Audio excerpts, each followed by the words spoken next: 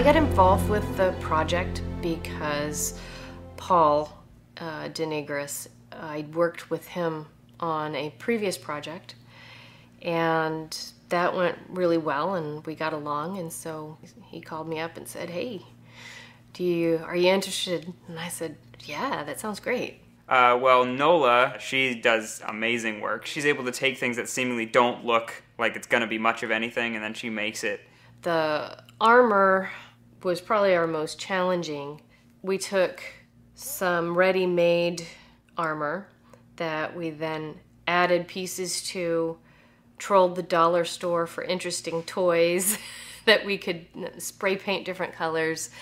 Dollar armor from the dollar store. It's like little plastic plates that you put on. But she was able to spray paint it and do all this weird stuff to it that made it look incredible.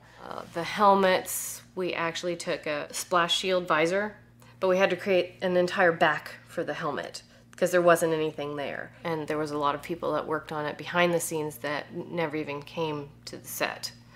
So there was a lot of work in those.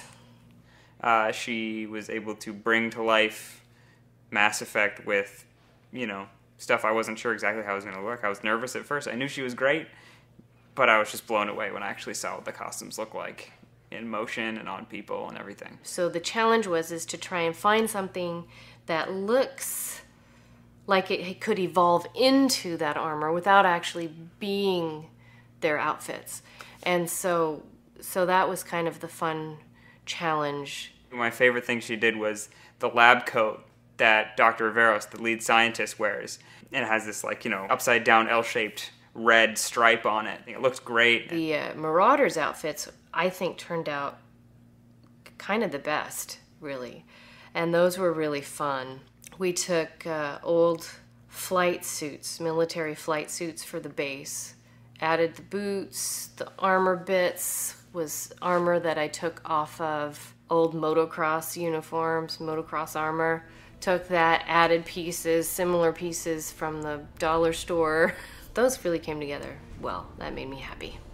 I know there's going to be some fans that are going to be like, oh my god, this is the coolest thing ever. I know there's going to be those super hardcore fans that are going to nitpick it for everything. I think they've done a very good job at sort of reverse engineering the technology and what would it have looked like 50 years before the first game. Because, you wouldn't expect World War I era military uniforms and equipment to look like Vietnam era uniforms and equipment. I just want people to realize that, yes, I know it's not exactly like the game because it's not supposed to be.